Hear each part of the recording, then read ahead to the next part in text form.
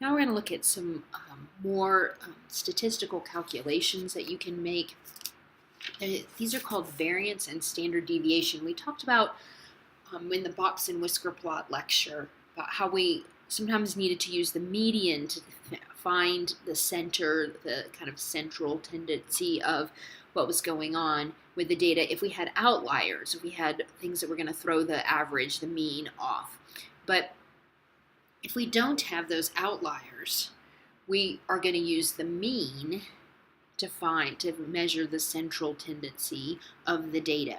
And we use the interquartile range to look at how much it varied from the center with the box plots. So we could see how it gave us a number to kind of relate how wide the range kind of is of the data. But for when we're using our mean to look at the central tendency, we're going to use something called variance and standard deviation.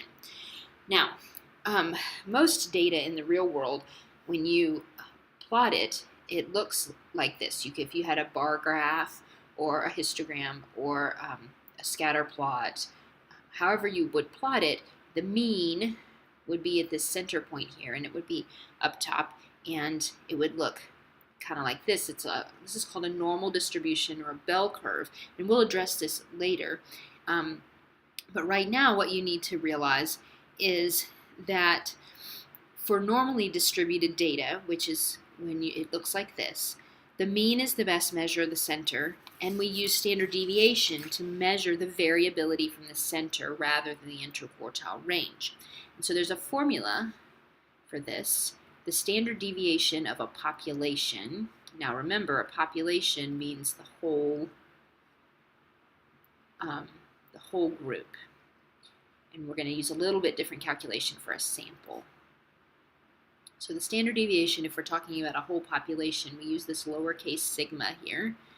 And it's the square root of 1 over the number of data points times, and then what we're going to do is we're going to add up.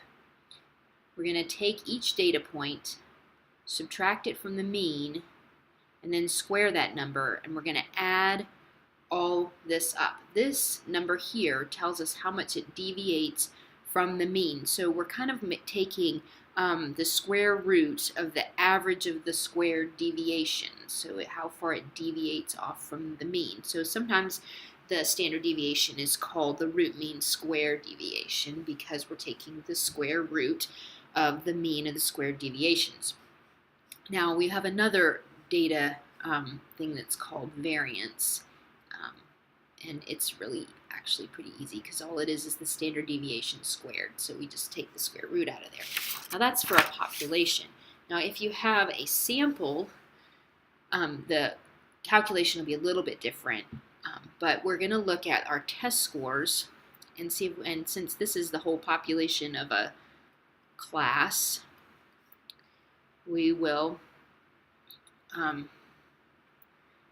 we'll use this standard deviation for the population to calculate this. So if you'll recall, the average we found was 84.2, the mean for this data. So if we take and we find each of these data points and subtract the average and then square it, and I'll just write these numbers underneath. So if we take 61 minus 84.2 and then square that, you get 538.24. If you take 75 minus 84.2 and square that, you get 84.64. And then keep going on, subtracting each of them from the mean, and then squaring that number. And you'll see as you get closer in, obviously we're getting around where the average is, so the numbers get smaller. And then as you get further away, the numbers get bigger. And obviously, you can calculate these all out. So I would hope that you would pause the video and calculate these all out and make sure you understand how we're actually getting these. So we take the sum of all of these. Your book calls this SS, the sum of squares. You add them all up together and we get 1035.6. And then we're going to divide it by n, which is what this times 1 over n is, and there's 10 of those. So that gives us 103.56, and this is our variance. So if we want to know what our standard deviation is, we just take the square root and we get 10.176. Now, if you want to find the standard deviation of a sample, for example, if you're looking at the test scores, SATs from the whole school, and you just take a random sample of 30 people and you're looking at that, then it's a little bit different. The sample standard, or this is the sample variance, I guess. The only difference is you divide by n minus 1. So we still are going to add up this, the difference from the mean squared. So our sample variance would look like this. So our sample standard deviation would just, of course, be the square root of that. So this is for a sample. And we tell the difference by using S instead of sigma.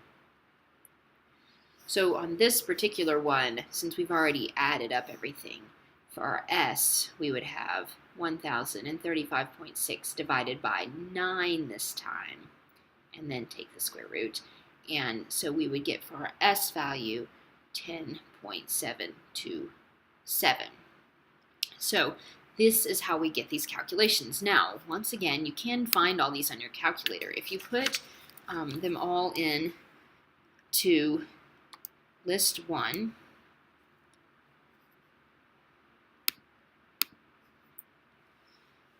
and then you go to stat. Fix this again here.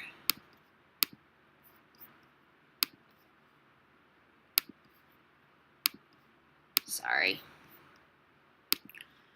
Doesn't want to work. So what we're going to do is, if you have it all in list 1, hopefully you still have it in list 1 from all these times that we've been calculating this all out. And what you do is you go to stat, and you'll get this menu here, and you go over to where it says calc.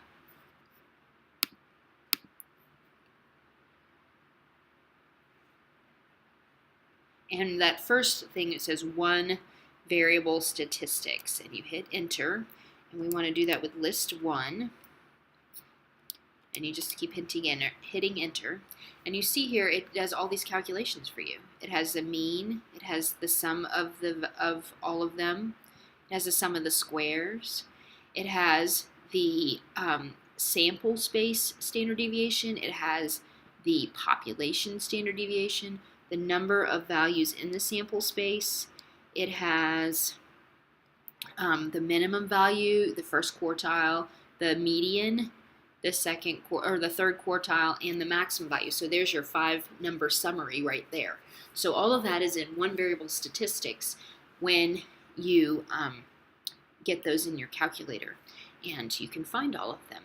So you need to know what it means and how to calculate it, but you can also use your calculator to calculate those as well.